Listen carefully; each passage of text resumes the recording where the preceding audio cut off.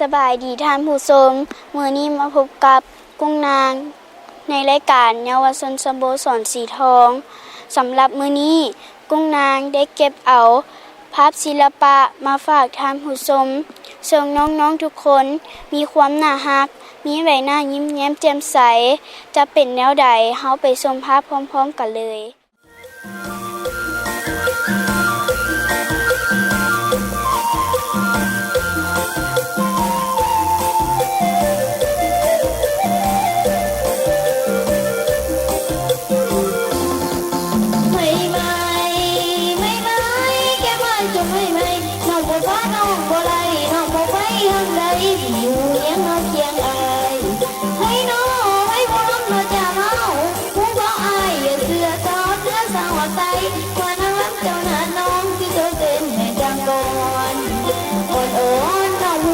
ไปกันทั้งในเขาตาบ่ลืมพี่ลืมหน้าบ่ลืมหน้าเจ้าของบ้านที่ข้างต้นแม่เชยใสอันว่าเขาลืมเกินไปพน้องไพศิลานี้เสียนี่น้องแฟนทางอยู่ต่างแดนไกลหุ่นแม่ว่าแม่นี่คือละคุณพ่ออักกล้วยน้องว่าทรงที่เอาเขาหันใส่ห้องที่ต้องล้มแตกอีน้องไปห้องซอนกะบ่เอาอันหนึ่งน้องที่น่าลงอยู่กันสวรรค์ทำกินของแม่หมดแต่ผู้ที่เราหางมานางน้องว่าจังใดอันหนึ่งน้องก็ไม่ดอกเพียงก่อนถ้าใครอยู่ใกล้หินก็อาจบินดอกข้างฟ้าข้างฟ้าแล้วข้าน้อยพี่บัวเกศ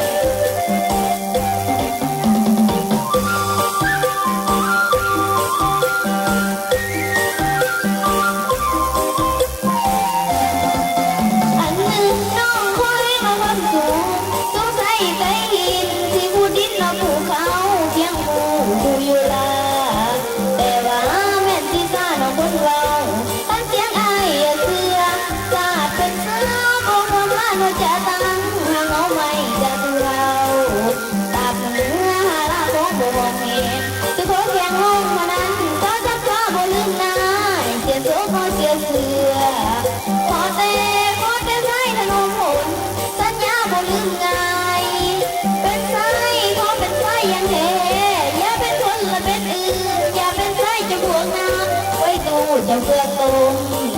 เป็นไส้ก็ให้ชัดจึงจะตั้งเขียนขึ้นมาก่อนอยากใส่น้องเองกันอยากจะล้มที่พัดตองน้องนี้รอไว้ล่ะพัดใส่ดอกคือเก่าย่าว่าเขาดอกคือเราให้อ้วนได้จะเต็มแฟนโอ้ละน้อง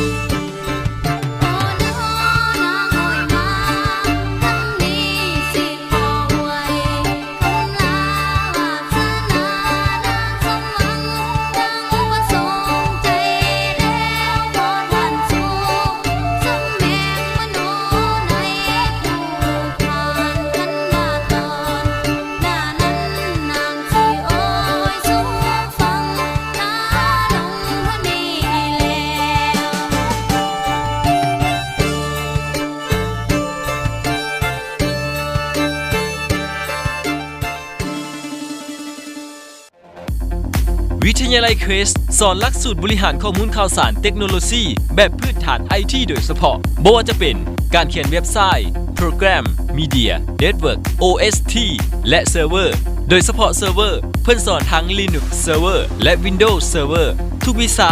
สอนจากอาจารย์ที่มีประสบการณ์มาแล้วหลายปีมีอุปกรณ์ให้ทดลองเรียนจบแล้วสามารถเฮ็ดเวียกได้เลยนอกจากนี้ยังมีสิ่งอำนวยความสะดวกเช่นสถานที่จอดรถกว้างขวางมีอินเทอร์เน็ตและคอมพิวเตอร์ให้ใช้แบบสะดวกสบาย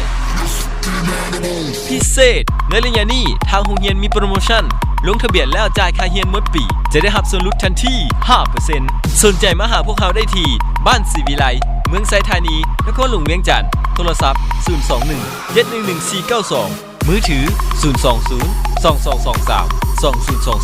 020-2223-2022และ020-9552-9251เว็บไซต์ www.questcollege.la Facebook www.facebook.com/questcollegeitm อยากเรียน IT คิดถึงวิทยาลัยเควส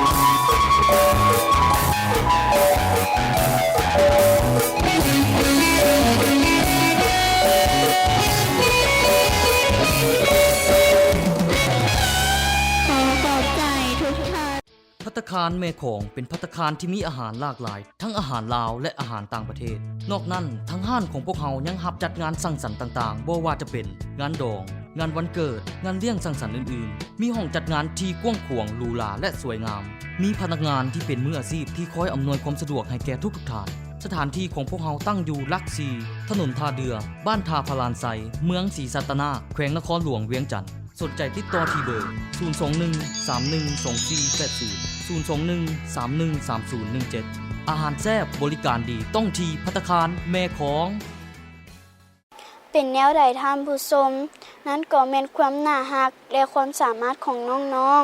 ๆกุ้งนางหวังว่าคงจะม่วนซื่นกันหลายพอสมควรมาฮอดนี้รายการของพวกเฮาใกล้จะหมดแล้วกุ้งนางและพร้อมด้วยทีมงานขอลาท่านผู้ชมไปก่อนสบายดี